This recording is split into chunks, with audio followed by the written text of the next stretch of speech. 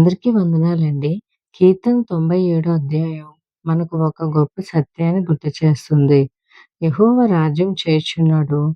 ఈ లోకంలో పరిస్థితులు మారవచ్చు. మనుషుల శక్తి తగ్గిపోవచ్చు కానీ, దేవుని అధికారము ఎప్పటికీ మారదు. అందుకే భూమంతటా ఆనందించమని ఈ వాక్యం చెప్తుంది.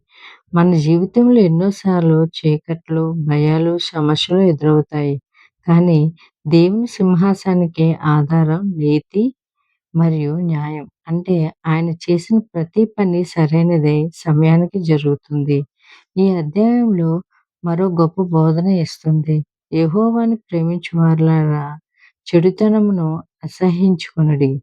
దేవుని ప్రేమించేవారు పాపాలను దూరం పెట్టాలి. సత్యంలో నడవాలి. పరిశుద్ధత జీవితం గడపాలి.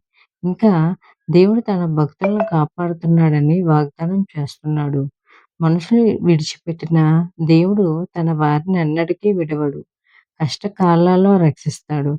కన్నీటి సమయంలో ఆదరిస్తారు. చివరగా నీతిమంతుల కొరకు వెలుగు మరియు యథార్థ హృదయాల కొరకు ఆనందం సిద్ధంగా ఉందని చెప్తుంది. ఈరోజు మీరు చీకట్లో ఉన్నట్లు అనిపించిన దేవుని వెలుగులో మీరు మీ జీవితాన్ని ప్రకాశింపజేసేలా మార్చుకోండి. కాబట్టి గుర్తుంచుకోండి. మీ సమస్యల కన్నా దేవుడు గొప్పవాడు. ఆయనపై ఆధారపడితే, ఆయనపై విశ్వసించితే మీ జీవితం ఎన్నడూ స్థిరంగానే ఉంటుంది. దేవుడి వాక్యం దీవించును గాక. ఆమేన్.